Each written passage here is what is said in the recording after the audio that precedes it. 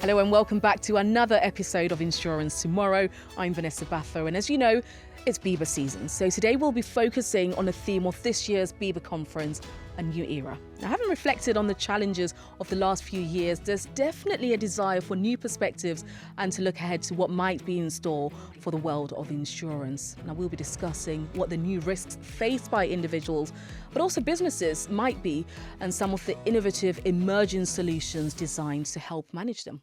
Well, with thoughts about how we prepare for this new era, I'm joined in the studio by Hanna Kam, Chief Risk Officer at Allianz Insurance, and also Graeme Trudgill, who's Chief Executive at BIBA. It's great to have both of you here on Insurance Tomorrow. Welcome. Great to be here. It's great to have you with us here on this podcast. And let me just start with you, actually, Hanna. What do you mean when we say a new era? How do you interpret that? I think for me, it just means there is a shift. There is a bit of a reset or a step change. And I do think there is a fundamental shift in the insurance industry coming up.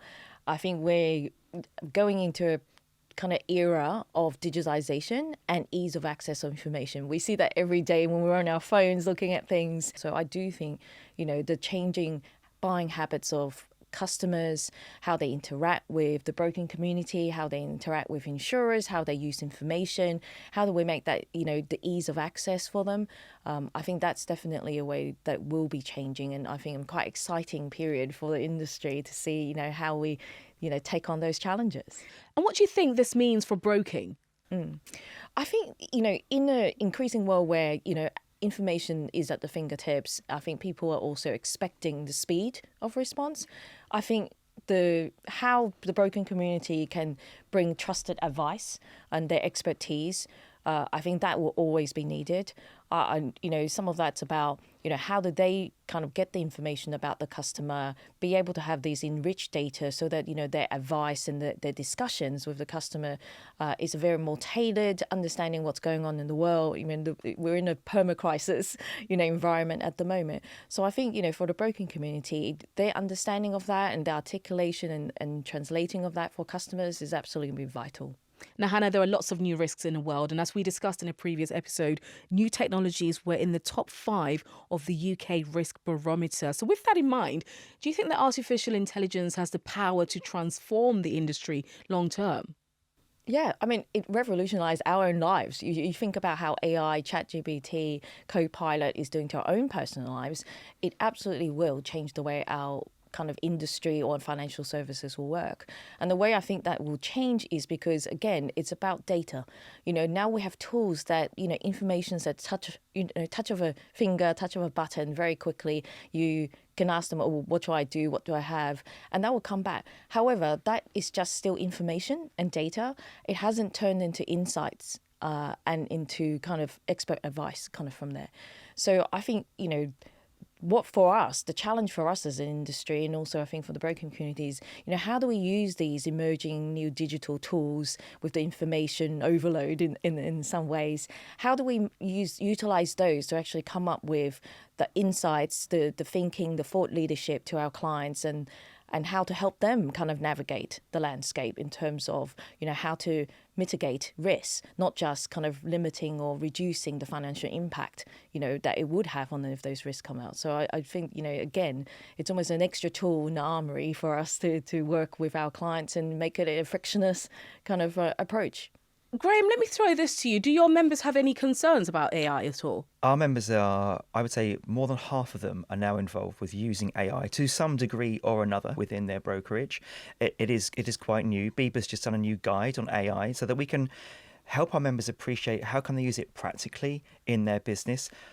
So we spoke to a lot of brokers about it. One of the brokers said to me when he first used it, it was like he'd just discovered fire for the first time because it was so transformational. So they're using it for different things. So some are using it to condense reports. Some are using it for reporting to the FCA. Some are using it to help with claims. Others are using it for policy comparison. Others have it using chatbots so that it can be sort of a first port of call for the client. It can triage those clients and where they go next. Some are using it to help with their submissions to insurers. And so huge potential, but so much more. I think that the risk connected to it is that it's helpful, but ultimately you as the broker, you're still responsible for the outcome to your client. So you need to understand, and you need to be able to do those checks and measures on what it's telling you. So Hannah, just listening to what Graeme's just said, what's your response to that? I think I agree. As a CRO, I'm always thinking about what are the guardrails in any new technology we use, because the tool, it itself can do certain things. It's about the users as well. And I think people, will experiment to use it. I always say they always a human where it's needed. It does always need that human kind of afterwards looking at, is that right? What is it? Because actually from a client's point of view, the AI helps provide enriched data, helps the frictionless, interaction. But ultimately, they want advice. They want to be able to talk to someone who understands kind of their circumstances. And I think we're not quite at a stage where we could type something into a chatbot and go, do you know what my risks are? Do you understand who I am? I think we still want that human conversation. So let's put the role of the regulator under the spotlight here, right? How do you see that evolving and growing, say, in the next 25 years? I think that the role of our regulators is to ensure there's integrity in our financial systems and to make sure that we're establishing appropriate guardrails. I think that won't change. That will always be the case on there. I think what will change for the regulators is how they will adapt to society, how they'll adapt to the environment that it operates in, what are the risks that's coming through, and understanding that. I think that both our regulators now are thinking about, use of data. They've got too much data in some ways. What do they do with it? So similarly to businesses, you're trying to work out how do you change data into information, into insight, and then you can be actionable things that are on there. And I think, we're seeing that shift already from the regulator. I think recently they have been quite open about that they are there to support growth, economic growth in the UK economy. So they are changing their approach to things, they are shifting. And so it does, it's showing that they're responding to how society and the environment is working around them as well. And Graeme, what's your thought then, the role of the regulator? How do you think that's going to change over the next couple of years? This is a really fascinating time for anyone who's a bit of an anorak on regulation like me, because we've had 12 years of the FCA now, okay? And for those 12 years, we felt that the type of regulation we've experienced for a low-risk sector like insurance broking has been disproportionate, quite heavy-handed in a way. I think we kind of had a look, and every 2 weeks some new piece of regulation or some new speech from a regulator was coming out that we had to pay attention to and pivot and adjust the brokers' business models to that. So the new government, when they come in, they do a recommendation and remit letter to the FCA, and we said, could it actually ask them to have the sort of approach the FCA used to have on supporting growth and competitiveness? Because back in August 23, the law changed in the Financial Services Markets Act so that this new objective on the regulator to take account of growth and competitiveness was actually something they had to observe. So that is what we now experience. It's a very different regulator. They come round the table, they roll their sleeves up, and they talk about how can we work together constructively. So BIBA has a manifesto of all of our members' issues, where we can help them. And page 36 of that manifesto has a wish list of about 6 things that we've been talking to the regulator on, and they've been listening. So what do we want? We want faster authorisations. We want to get new firms up and running and doing business and helping the government with their growth agenda that's so important to them. We want to have the consumer duty scope reduced so that it covers consumers and not all large commercial clients as well. So there could be more proportion and better balance with that. So things like product value assessments and fair value assessments, the process for them is so complicated. So if you're a broker, you deal with 50 insurers and 20 products with each insurer. That's 1,000 assessments you have to do, and each one takes several hours. So there needs to be a nimbler way of doing that as well. Reporting to the regulator.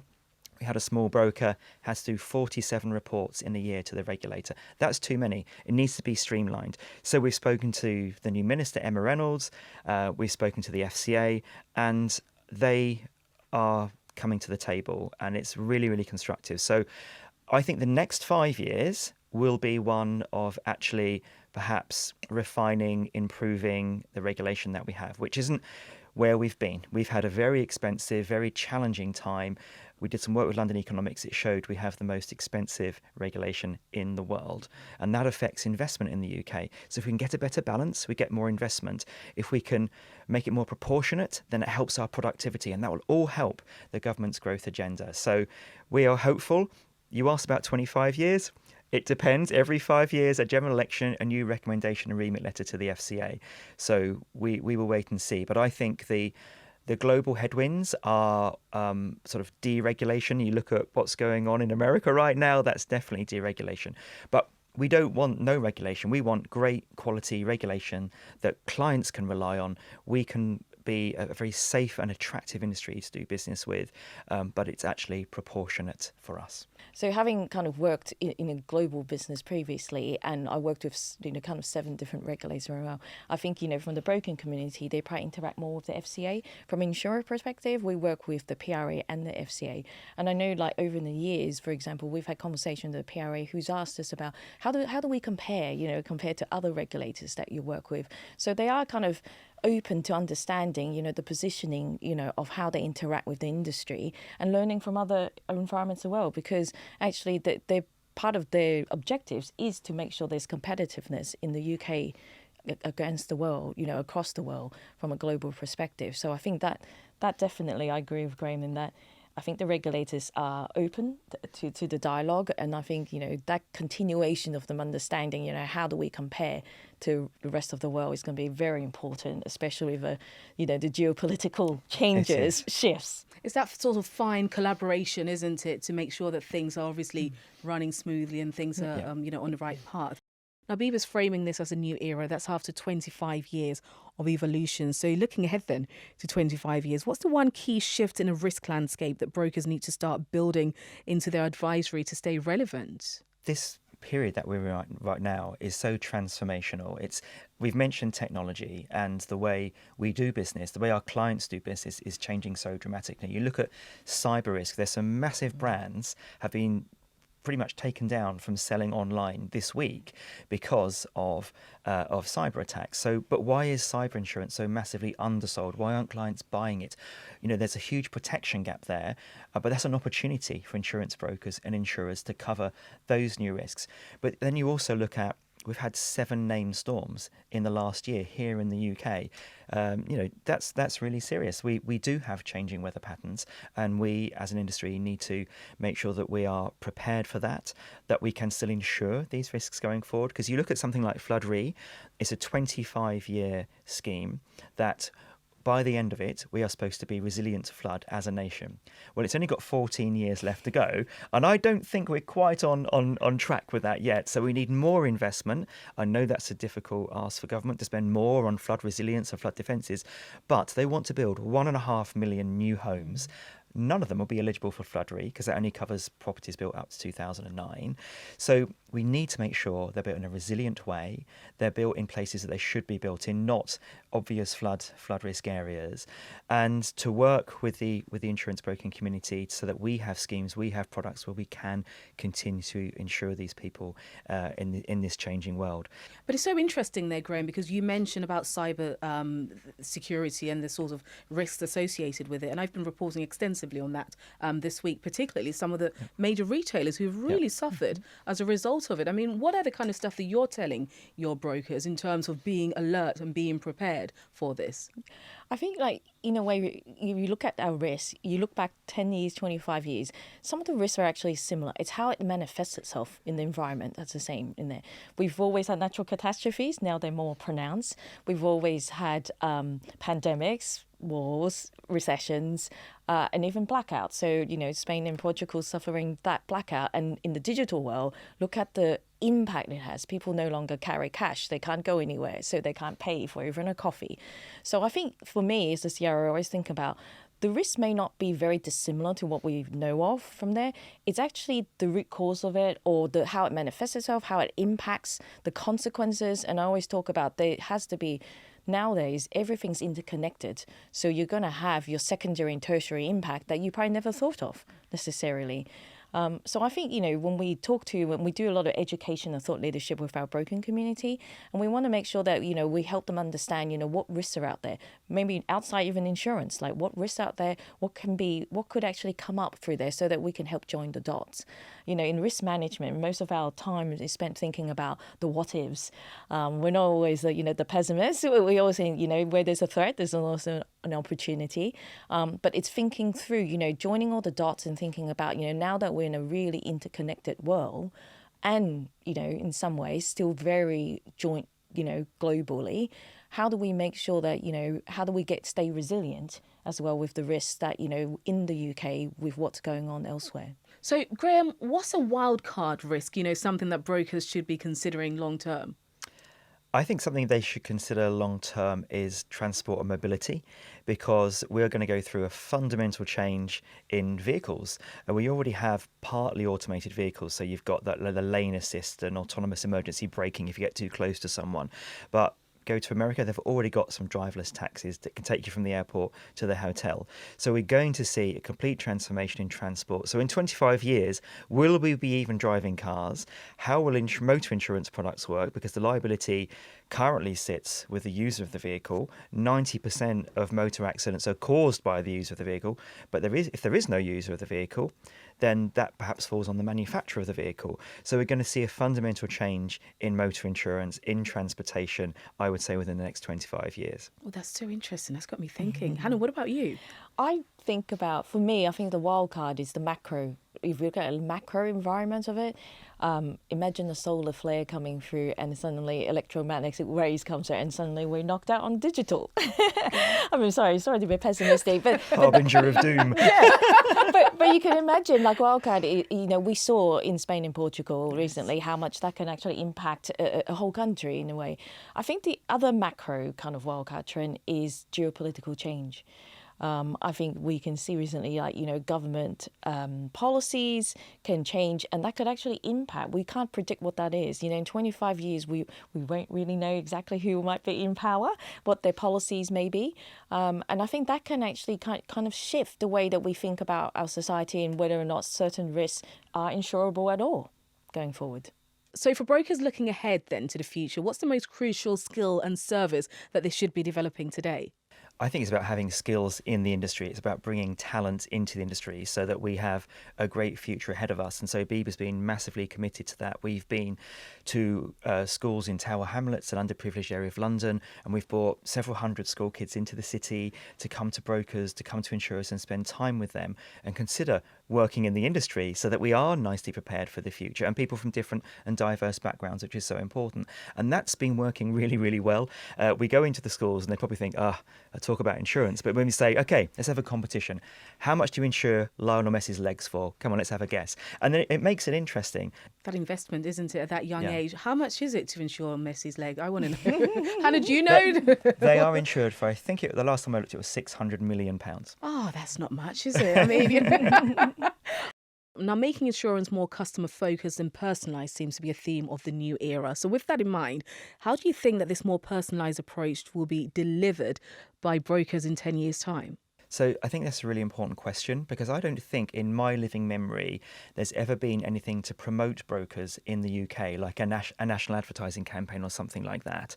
And people do tend to buy online. So at our conference this year, we're launching a national advertising campaign to promote the advice that they give, the choice that they give clients from different products, different insurers, how they support them in a claim and make sure they go out there and they're making sure their premises are okay and they've got alternative premises set up if not, everything that they can do to look after that client. So, there are many, many clients around the UK, I think, who do benefit from brokers, but let's actually tell this great story of all the help that we do give, and hopefully, more people will be aware of brokers for the long time, and we'll have a rich community of broking. We've got something like 2,690 broker offices around the UK, and it's actually been that number for many years. So with lots of mergers and acquisitions, but they tend to keep those regional footprints because you still need to deal with those local businesses.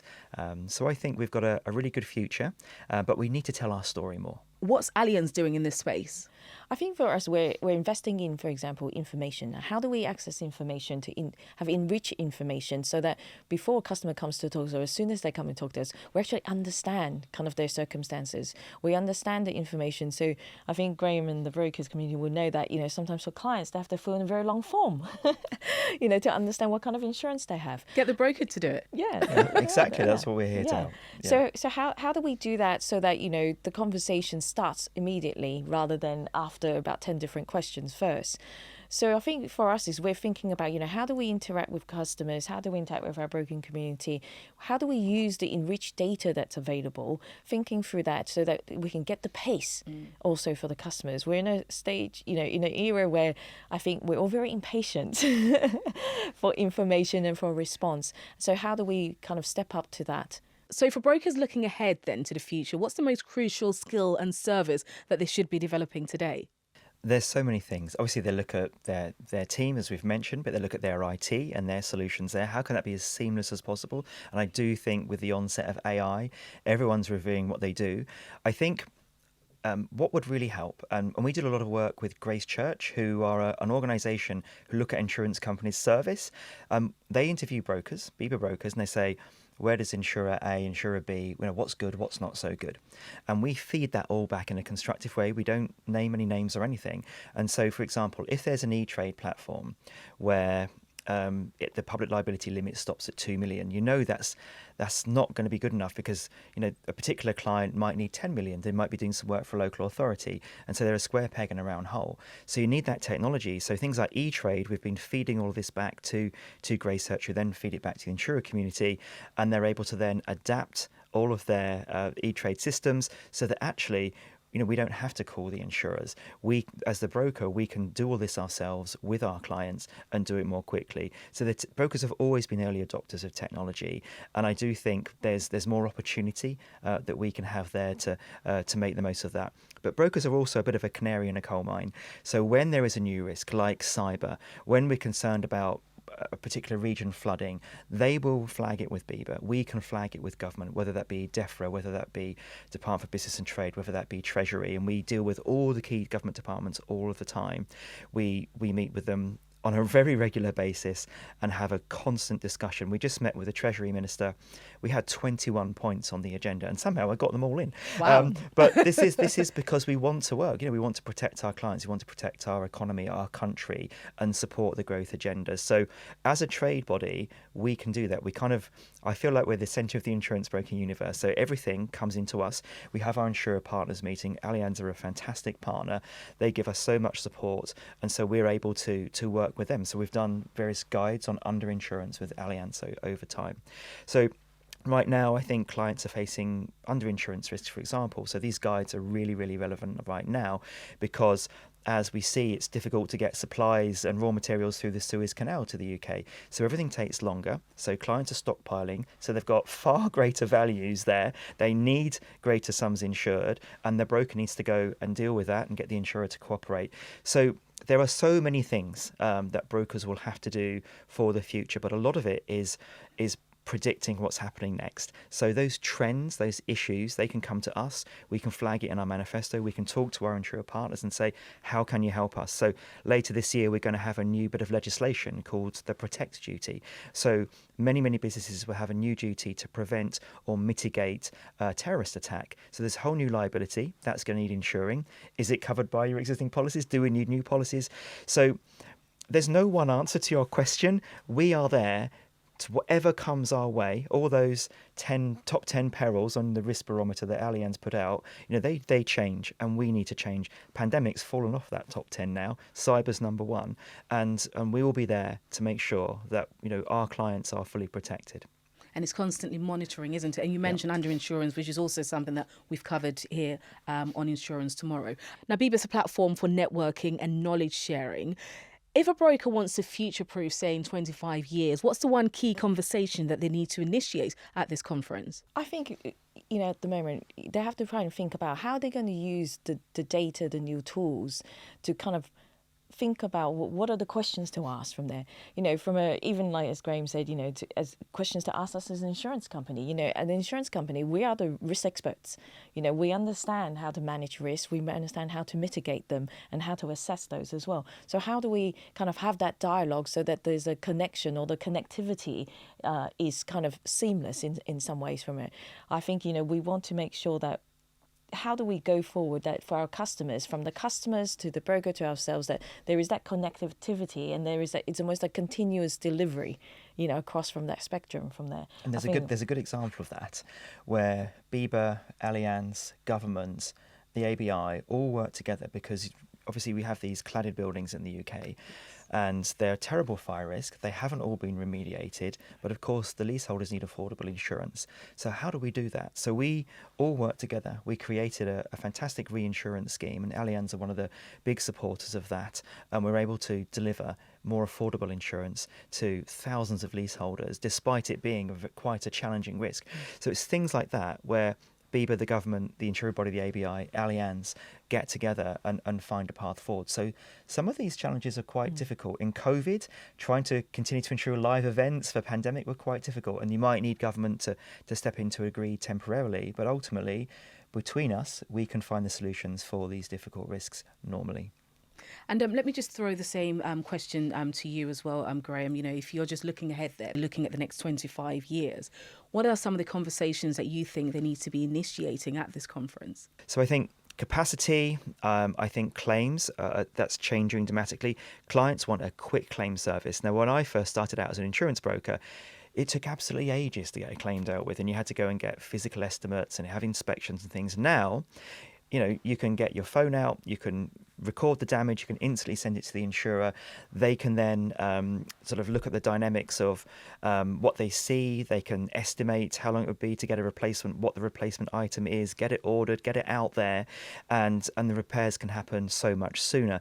So I think using that technology can give that client a better service. So that will give that broker an edge as well over the competition. If they're doing that first, they're an early adopter. So there are so many things. And the BIBA conference is going to be rich with many, many sessions. And we've got great speakers like Gareth Southgate talking about resilience and how can we be resilient, and how can we take leadership as a sector, but also within firms, to bring people on that journey with us. We're seeing a lot of change in, brokers are a bit of a crossroads now, and how do they go forward from here? So again, there's no one answer. I think you've just got to take as much away from the conference as you can, and then consider, okay, we met lots of providers, there's lots of things to take forward, and even motivational speakers like Anthony Joshua, a rags to riches story. So even when times are really challenging, you can get through it, you can focus, and you can be a real success. And we want brokers to feel inspired by coming to our conference and know that there's great opportunities ahead of them. So I think hopefully coming to the conference will help future-proof them with lots of different ideas, and then learning from the insurers exhibiting all the different products and things that they can hopefully start selling, and things like cyber, a massive opportunity to help more and more clients. And your passion is definitely rubbing off on me. Make room for me for the Anthony Joshua conference. That's where I'm going to be. Move everyone out of the way, please, at the conference. Hanna, let me just get your response to that, because I can see you want to come in. Yeah, I think there will be a lot of change in the next 25 years. We do expect that even in our own lives. And I think for the broking community, like as Graeme kind of pointed to, the business model may change. And I think a real key skill set that I think young brokers or even existing brokers think about is adaptability. How will they adapt to it? I think change is inevitable. Change brings uncertainty. It's inherent in that, they bring risks. However, if they can equip themselves with, ways to adapt, to be agile from it, then I think they can also stand up and, respond to those challenges that will come ahead. And I think that will also give confidence to the customers that actually it's a partnership more than anything else. It isn't just, hopefully from all of us, that customers keep coming back to us, for year on year. We don't want them kind of move away from us as an insurance company, or let alone our broking partners. So I think that's actually quite a key skill that I think sometimes people will say that they're doing, but what are the type of things that we're helping our community to adapt to the new challenges that come ahead? So with that thought in mind, then we'll bring this episode of Insurance Tomorrow to a close, looking at the BIBA conference with a theme, A New Era. Thank you very much to both of you, Hanna, and to you, Graeme. Thank you. Thank you. Absolute pleasure. My thanks once again to Hanna Kam, who's Chief Risk Officer at Allianz Insurance, and also to Graeme Trudgill, who's Chief Executive at BIBA. And don't forget, you can subscribe through your normal podcast app, and that means you'll never have to miss a single episode. And while you're there, why not just leave us a review? Until next time, see you soon.